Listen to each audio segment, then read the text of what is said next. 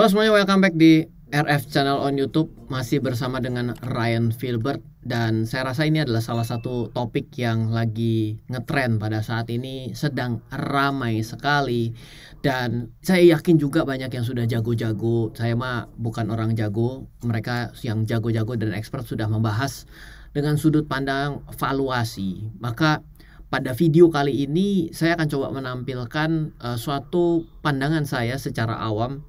Apakah IPO dari unicorn dan dekakorn yang mungkin ada di Indonesia dan juga yang ada embel-embel digitalnya adalah menarik untuk dibeli ketika IPO-nya terjadi? Maka di video ini kita akan membahasnya. Jadi terima kasih banyak yang menchat ke saya di nomor 0895 0708 0789 maupun yang mengikuti kelas-kelas daripada analisa fundamental ingin meminta saya untuk memberikan suatu analisa mengenai valuasi. Tapi menurut saya sedang tidak terlalu mau meng-highlight ke sana karena valuasi pada akhirnya kita bermain dengan proyeksi ke depan. Tapi kita mau lihat dulu di kebelakang selama ini seperti apa sih IPO yang sudah terjadi di Bursa Efek Indonesia memberikan keuntungan kalau ada dan kerugian kalau terjadi bagi orang-orang yang membeli saham pada saat IPO-nya terjadi. Kita asumsikan bahwa banyak yang kita harus tahu bahwa berapapun yang kita ikut pada masa penawaran itu belum tentu kita akan terima. Bila terjadi oversubscribe dan yang mana biasanya akan dikondisikan untuk oversubscribe, maka kita paling juga dapat satu lot. Sisanya adalah gede-gedean daripada uang yang kita bayar. Jadi ibaratnya sudah uang 100 juta disetor, dapatnya satu lot doang. Dan kalau ternyata setor 100 juta atau 1 miliar dapat semuanya, juga kadang jadi takut. Inilah yang menjadi menarik. Saya harap teman-teman semua, Bapak dan Ibu sekalian, sudah pernah mengikuti prosesi dari IPO itu sendiri sampai perusahaan itu melantai di bursa. Nah, jadi video kali ini kita akan menggunakan data studi kasus untuk saham-saham yang IPO di Bursa Efek Indonesia dari tahun 2017. Seperti apa perjalanannya? Kita mulai sekarang. Dalam bayangan saya pribadi, apa yang ingin saya ceritakan kepada Anda semua, menurut saya membeli saham IPO itu seperti ada seorang anak fresh graduate itu sedang mengajukan lamaran pekerjaan, dan lamaran pekerjaannya itu saya adalah seorang HR-nya yang menerima lamaran pekerjaan dia, dan saya harus memilih dari begitu banyaknya lamaran yang diajukan oleh si fresh graduate. Loh, kenapa fresh graduate? Ya, pertama sama-sama tidak memiliki pengalaman dalam perusahaan TBK. Kan kalau perusahaan udah, ya kecuali dia anak usaha lah ya. Tapi kalau dia pertama kali belum punya pengalaman, maka perusahaan itu juga akan mendapatkan suatu feel pertama kalinya. Sama seperti sebuah perusahaan pertama kalinya mengajukan izin ke OJK untuk mendapatkan suatu izin dari industri jasa keuangan. Ya, tetap saja dia fresh graduate sebenarnya. Mau orang di dalamnya punya pengalaman, oke, tapi perusahaan itu tetap fresh graduate. Sehingga cara kita menilai fresh graduate ini juga sebenarnya menurut saya perlu kita lakukan. Kenapa? Begini, sekarang saya mau tanya, apakah pasti dijamin kalau Anda menerima orang, karyawan yang datangnya dari orang yang cum laude, apakah pasti nanti ketika dia kerja akan berprestasi? Anda jawab sendiri. Kalau Anda dapatnya yang IPK-nya mentok ke bawah dan Anda pekerjakan, apakah pasti tidak akan bertanggung jawab dan memiliki kinerja yang baik? Tidak kan? Jadi sama. Di awal ini saya akan ceritakan analogi dasarnya adalah sama dengan Anda sedang menjadi seorang HR, sedang memilih, dan Anda seorang investor sedang memilih untuk perusahaan yang Anda investasikan pada saat IPO. Kenapa? Karena sama-sama rekam jejak ke belakangnya. Ya, sama seperti si orang fresh graduate ini. Iya, dia boleh listing, iya dia boleh bekerja karena dia ada sertifikat, iya karena dia sudah diberikan efektif oleh Otoritas Jasa Keuangan dan Bursa Efek Indonesia untuk melantai. Apakah kalau dari Bursa Efek Indonesia sudah oke, tadi OJK tidak oke, akan melantai juga? Tidak juga. Apakah kalau dia secara sidang sudah oke tapi tidak terima sertifikat untuk ijazah kelulusan juga dia akan disebut layak untuk bekerja? Sebenarnya sih layak ya. Tapi pada akhirnya adalah persyaratannya untuk lulusan S1 kan begitu ya. Jadi menurut saya daripada kita mengambil analogi yang begitu susahnya memvaluasi perusahaan startup digital, mari kita kembalikan dulu pada dasarnya semua yang kita mau investasikan dalam keadaan IPO adalah sama seperti kita mau menerima lamaran pekerjaan dari ijazah yang diterima di depan Anda. Lain daripada itu, semuanya adalah harapan. Masa lalu tidak pernah menjamin untuk masa depan. Tapi apakah Anda juga berani mengambil sesuatu yang masa lalunya jelek untuk dijamin masa depannya akan bagus? Tantangan selanjutnya kan? Itu namanya kemampuan melihat bibit unggul ya. Kita pinggirkan dulu itu. Mari kita kembali ke fakta 2017 sampai dengan 2021. Mari kita pelajari dari data yang ada. Dengan mengenyampingkan sektoral dan industri, karena itu lebih kepada outlook, saya pada akhirnya tetap saya masukkan pada video ini. Jangan khawatir. Saya menggunakan data bahwa ada 228 perusahaan yang IPO dari tahun 2017 menuju tahun 2021. Kalau ada yang keliru dan salah, saya mohon maaf tanpa ada bermaksud, saya sengaja seperti itu. Oke, ada 228 perusahaan. Banyak juga ya. 17-nya dihitung, 18, 19, 20, 21. 5 tahun ada 228 perusahaan. Artinya adalah kalau kita hitung sebagai 250 perusahaan, rata-rata setiap tahun ada 50 perusahaan baru yang menjadi fresh graduate di Bursa Efek Indonesia. Sampai di situ poinnya. Nah, kita kan mulai dari yang nomor 1. Ternyata ada dari 2017 sampai dengan 2021 ada investor, ada perusahaan yang masa depannya menjadi shady. Ada satu saja, beruntungnya cuma satu. Artinya dari 2017 sampai 2021 ada satu perusahaan yang akhirnya delisting. Jadi dia baru saja IPO dalam kurun waktu 2017 sampai 2021, dia akhirnya hilang lagi dari Bursa Efek Indonesia. Namanya adalah FINN. Oke, saham First Indo. Menurut saya kenapa menjadi shady? Karena ketika kita membeli sahamnya, kita yang dalam jumlah banyak, karena di sini tercatat adalah 37,77% dipegang oleh masyarakat. Masyarakat yang 37,77% ini yang terpecah dari belahan negara dan dunia ataupun Indonesia manapun, itu jadi kesulitan untuk mengetahui update daripada perusahaan ini.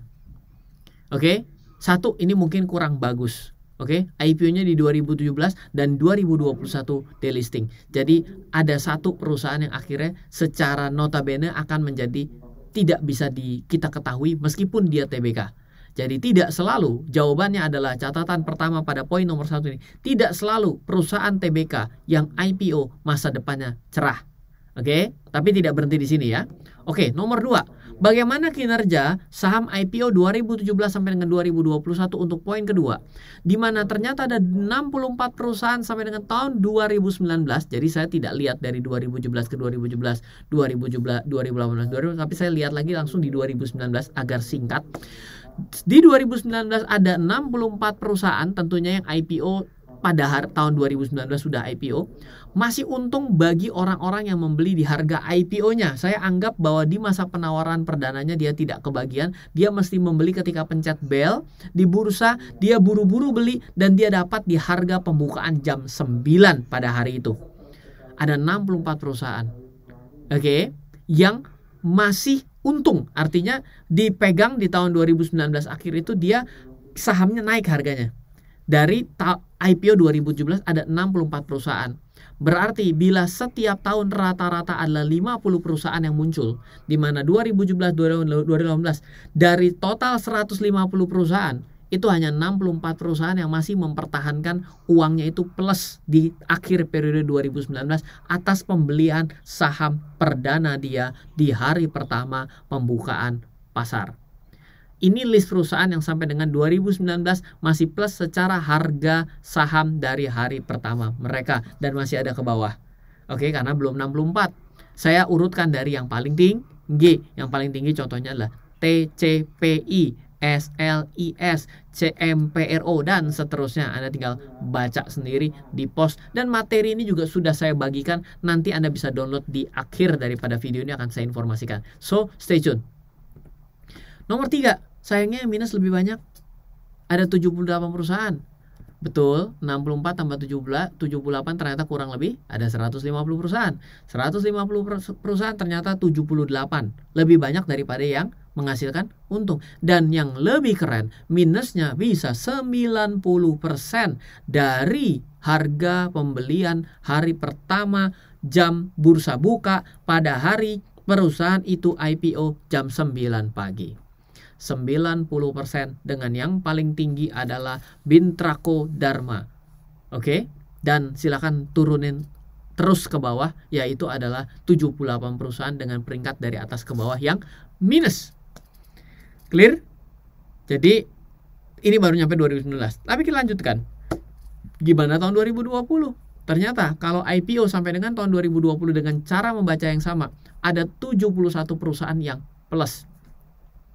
Oke, 71 perusahaan ada TCPI, SLIS, Sure. Loh Pak, kenapa jadi lebih banyak? Ya mungkin 2019 ke 2020 sahamnya naik, yang tadi minus itu kan jadi plus ya. Bisa aja dong. Oke, kan kita mengambil cut off-nya di 2020. Katanya investasi saham jangka panjang. Berarti kalau Anda beli di 2018 baru nyampe 2020 kan baru 2 tahun. Berarti masih masuk akal dong cara kita memandang seperti ini. Nah, data yang kelima. Yang menarik, minusnya membesar. Loh, kok Ryan? Yang plusnya naik tipis, yang minusnya membesar. Loh iya dong. Kan jumlahnya jadi 4 tahun. Kalau 4 tahun kan berarti rata-rata 200 perusahaan. Kalau 200 perusahaan berarti yang minus lebih banyak. Ya emang ini. Dan nilainya 97%. Contohnya masih sama. Cars, Yellow, NV. Anda akan mendapatkan data yang menarik berapa banyak jumlah kepemilikan publik pada saham, salah satu saham dari yang tadi disebutkan. Berarti ada banyak orang yang rugi pada saat membeli harga perdananya. Untung dia beli di perdana. Biasanya saham itu naik tinggi sekali dalam waktu 1, 2, 3, 4x hari. Dan kalau ternyata dia turun dari titik tertinggi menuju nilai terendah seperti yang ada di layar, berarti dia bukan nyangkut dari titik pembukaan, tapi dia nyangkut dari titik tertinggi dari pasar tersebut. Apakah Anda juga consider hal tersebut? Ingat, sampai di bagian ini, saya tidak menjustifikasi Anda untuk membeli dan tidak membeli loh. Tapi kita masih open-minded. Ngomongin valuasi, oke. Semua barang kalau orang mau ngelamar kerja, Anda udah tahu, pasti akan yang terbaik.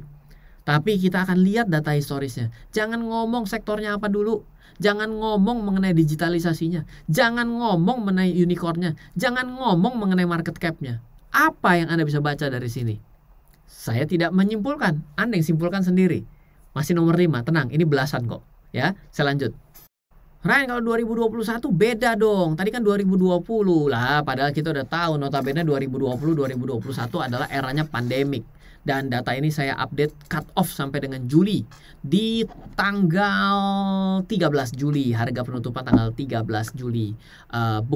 Tanggal 13 Juli 2021.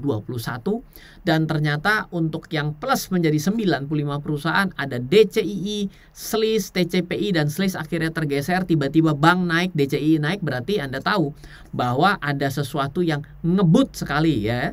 Dan ini tentunya datain tahun 2021-nya. Dan kenaikannya sih keren ya. Dari harga pertama dia buka, di harga pembukaan 11.138%. Jadi barang siapa membeli DCII maka return secara persentasenya adalah 11.138%.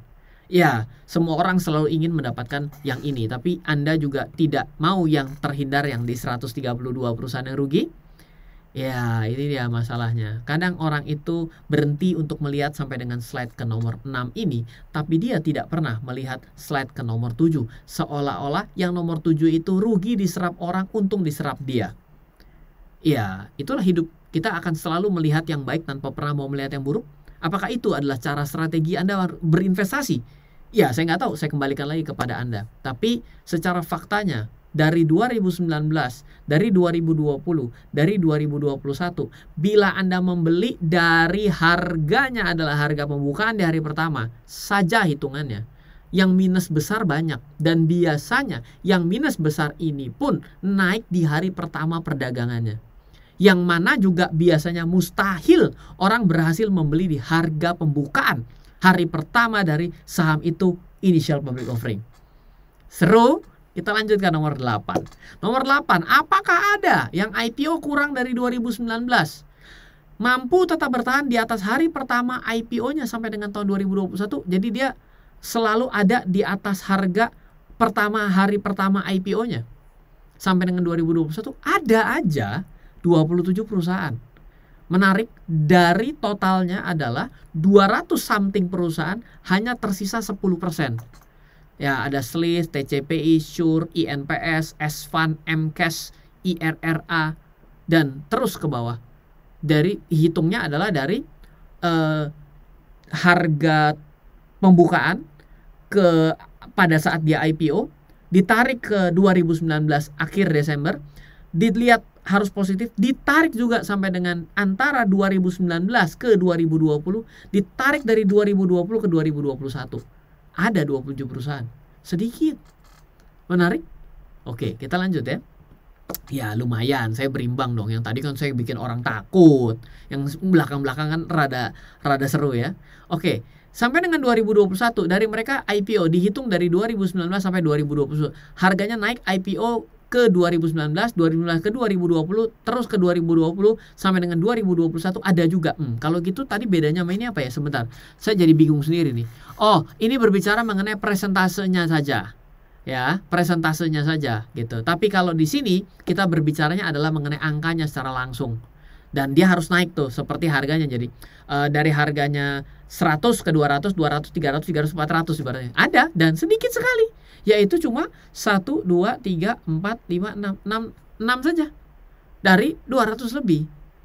Ya, Anda berharap untuk menebak benar 6 ini? Atau Anda ternyata begitu jago memvaluasi sehingga Anda adalah pemenangnya mendapatkan 6 ini.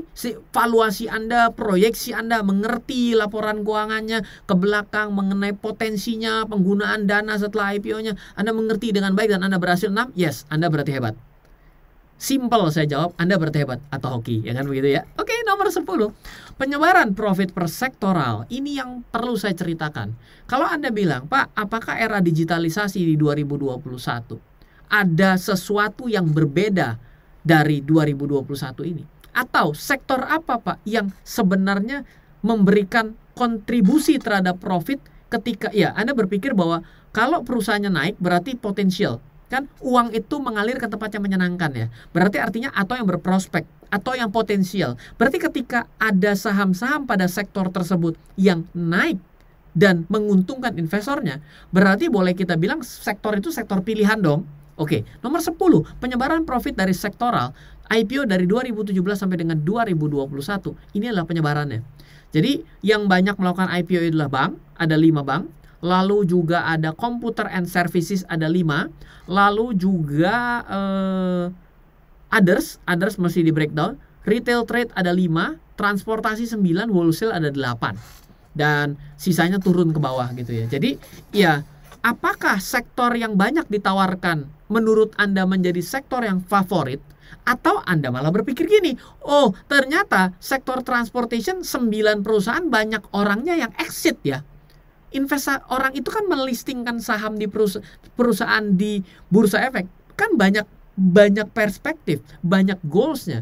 Salah satunya juga dia mau exit, salah satunya dia mau mencari alternatif pembiayaan murah, betul? Nah ini datanya. Anda mau melihat dalam sudut pandang apa dari sini? Tapi tetap saja penyebaran profit dari sektoralnya tetap saja berada di sini. Artinya memang mungkin transportation profitable. Tapi mungkin ada lebih kepada subsektor apa, kita tidak bahas di sini. Oke, saya lanjutkan. Penyebaran profitable sektoral based on IPO years. Jadi saya tidak lagi bicaranya 2017 ke 2021. Saya akan mau ceritakan profitable. Yang profit itu saham dari sektoral apa sih kalau yang 2019? Oh ternyata yang dari 2019, dari 2017 sampai 2019 ternyata banyaknya dari wholesale. Ini Anda lihat sendiri, dari wholesale. Lalu kalau 2020 dari mana sih yang profitable-nya? Profitable-nya datang dari property and real estate. Oke, profitable-nya di 2021 apa? Others dan juga dari computer and services. So, mungkin related ya bahwa 2021, 2020 adalah squeeze atau tekanan untuk orang pindah ke digital. Dengan adanya era bank digital, lalu juga memang konsep hari ini terpaksa terdigitalisasi, ya mungkin memang waktu gayung bersambut untuk si investor juga punya waktu untuk exit, masyarakat juga aware terhadap digitalisasi sehingga menjadi gayung bersambut. Apakah pada akhirnya akan menguntungkan? Itu perkaranya jadi beda. Dan poin ketiganya adalah pada akhirnya tidak selalu yang namanya IPO itu berakhir membuat Anda untung. Ada jargon-jargon kalau beli IPO itu selalu untung. Itu adalah pemahaman yang salah. Jadi saya sih tidak mau berangkat lebih jauh ke mana arah valuasi ya, karena itu akan menjadi case by case, rasa, expertise, dan lain sebagainya. Ya, tapi ini adalah beberapa kesimpulan yang kita bisa ambil dari perjalanan IPO 2017 sampai dengan 2021. Ada banyak teman-teman kita di luar sana, secara kesimpulan yang terakhir, yang membeli saham IPO dari 2017 sampai dengan 2021. Pada hari pertamanya pun dibeli. Di hari jam 9 paginya, pada hari ini terjebak di harga IPO pertama. Dan bahkan bisa saja beli pada saat tinggi-tingginya. Dan pada hari ini masih nyangkut. Anda mau consider hal ini menjadi suatu hal yang perlu Anda pikirkan dengan baik-baik? Silakan. Tapi investasi itu sadari untungnya, sadari resikonya. Jangan sadari untungnya, resikonya kan, resiko kan orang lain, gak saya dong. Ya, mana mungkin juga kan seperti itu. Yang pusing, kalau yang beli saham perdana ini adalah orang-orang awam. Saham pertamanya. Karena mimpi katanya investasi saham itu bisa untung sambil tidur. Karena banyak nih jargon-jargon nih. Oh, saya ini adalah orang investor saham besar di Indonesia, dari karyawan biasa, sekarang tidur pun dapat untung. Mungkin tiba-tiba mau mengcopy orang-orang yang seperti ini. Mimpi jadi Jeff Bezos di usia muda, terus beli pakai uang tabungan sekolah anak, dan sekarang dalam floating loss 90% karena ada yang tadi seperti itu. Karena ada di RP50, ya, yang mana bisa jadi di RP50 dijual pun tidak bisa, di pasar negosiasi harga di bawah 50. Bagaimana? Bahaya kan? Jadi saya sih bukan orang yang positif atau negatif, saya adalah edukator. Kalau Anda tanya emang Ryan sukses investasi atau tidak, saya tidak mau menjawab hal itu. Saya mau mengedukasi atas pengalaman saya selama 17 tahun mengenal dunia investasi dan keuangan di Indonesia dan di dunia. Tidak perlu membandingkan aset saya berapa. Dan tidak perlu saya pamerkan juga karena bukan itu goal saya. Saya hanya mau mengingatkan kepada kita semua.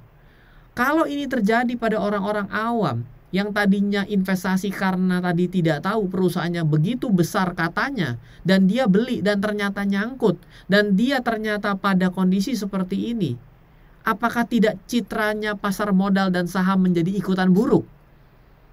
Betul? Karena siapa? Ya nggak tahu. Pak, itu kan adalah resiko transaksi. Yes, betul. Tapi pemula yang bisa tahu dan dia adalah awam, apakah dia mau melihat hal ini? Itu pesan buat kita bersama loh, yang lebih tahu untuk mengingatkan kepada mereka. Bukan arti kita nakutin, tapi ketika kita beranggapan bahwa tidak ada suatu resiko yang mungkin terjadi, kita menganggap bahwa ini tuh terlalu mungkin untuk berhasil dibandingkan kegagalannya. Mari kita bantu banyak orang di sekitar kita akan pemahaman seperti ini. Bagikan video ini. Kalau mau bicara prospek, semua orang bisa ngomong prospek. Saya orang yang jago ngomong. Anda minta apa saya bisa ngomong? Kalau saya niat jualan, saya bisa jual. Saya orang yang jago ngomong. Saya bisa membuat valuasi, saya bisa menganalisa, saya bisa menggambar chart. Apa yang Anda mau dari saya? Saya bisa semua lakukan. Tapi bagaimana kita bisa memberikan kenyataan dari suatu hal yang mungkin bisa terjadi dengan segala hal rencana, tapi pada akhirnya belum tentu terrealisasi. 2020, siapa yang bisa katakan bahwa startup berbasis transportasi dan maskapai OTA tidak akan meledak naik ke bulan, to the moon? Apakah iya? Nyungslep. Kenapa nyungslep? Anda tahu, modiar karena COVID.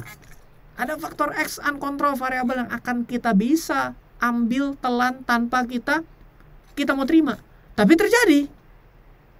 Ingat, ini bicara mengenai uang. Oke, terakhir saya ingin cerita. Ingat pertama kali Anda melamar kerja, Anda akan pakai baju paling bagus, bawa tas paling bagus. Anda juga kalau mau ngelamar pasangan Anda apa? Anda akan pakai baju paling jelek. Siap-siap menjawab pertanyaan dengan browsing sana sini. Oh, kalau yang namanya lamaran akan ditanya apa ya? Kalau saya mau ngelamar anaknya orang, saya akan ditanya apa ya? IPO juga demikian. Perusahaan ini sedang minta Anda untuk kirim uangnya ke mereka, ditukar dengan saham perusahaannya. Yang mana tidak ada satupun janji akan membayar untung kepada Anda. Ada yang menjanjikan malah salah loh.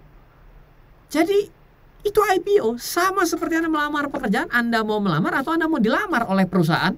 Anda mau melamar atau Anda akan dilamar oleh orang lain yang mau melamar Anda. Dan Anda akan lakukan yang terbaik. Itu yang sedang dilakukan oleh orang-orang yang sedang meng-IPO-kan perusahaannya. Anda consider hal tersebut? Please, hati-hati. Ingat dari slide yang sebelumnya. Kalau dia pemula, dia kalau rugi dia teriaknya sama 10.000 orang. Dan apakah benar semua saham jelek? Enggak, banyak saham yang bagus. Saya hari ini kayak begini masih santai-santai aja, saham saya baik-baik saja. Ya, oke. Coba dibaca.